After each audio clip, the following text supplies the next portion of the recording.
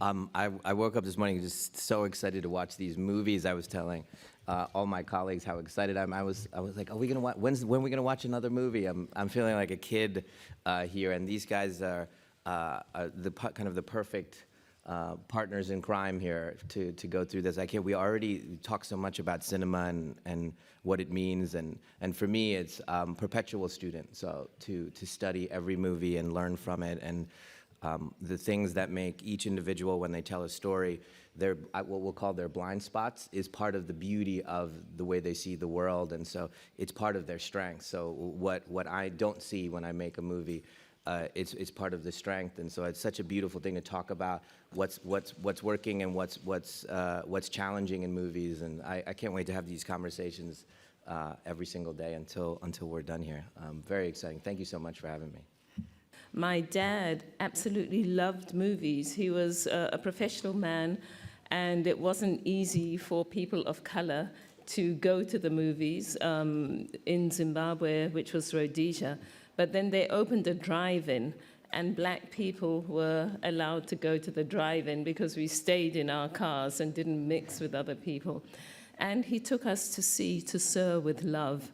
And that was the moment for me. That's when I knew that movies can move people in ways that seem almost impossible, that movies can bring different things together that one never would have thought could come together and could just make the world a better place.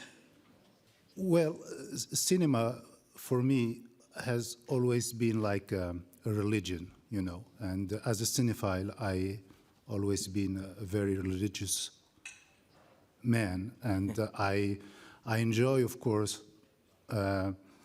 watching films at my place, at home, but for a religious man, the church is the most important place to watch movies, and the church is the theater. I think we are all sitting here because we love cinema so much, and I like to go to the cinema so much now, and that's it.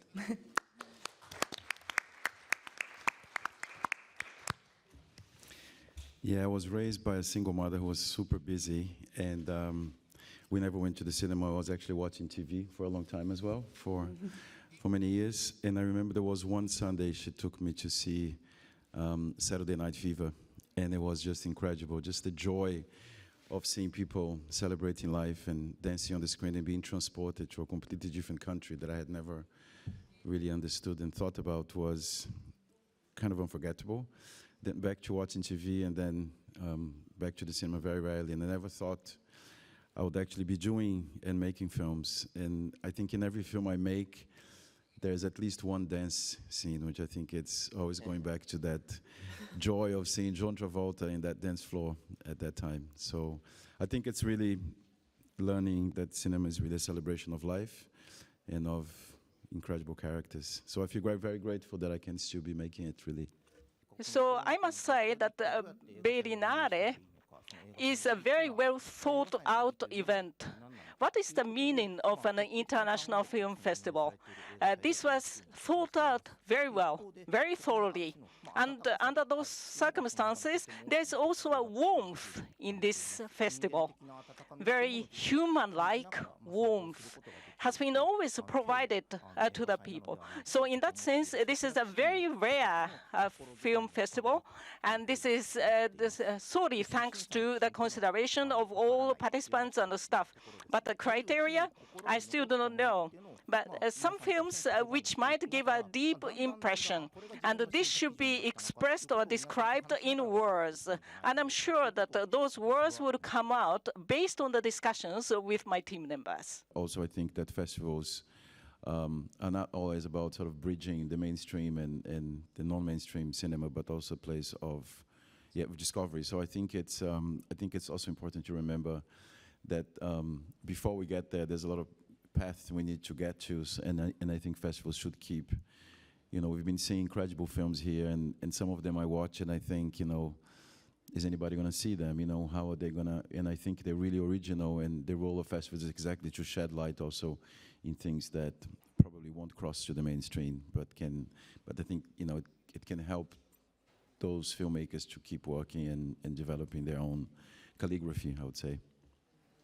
When you're making a commercial movie, what we'll just call as a commercial movie, the storytellers are entirely acknowledging the audience. They're entirely, making it solely for the audience. The taxi driver, the doorman who paid and came in, and they're saying, we're going to make you laugh, and we're going to make you gasp, and we're completely thinking about you. And that's wonderful to see the audience.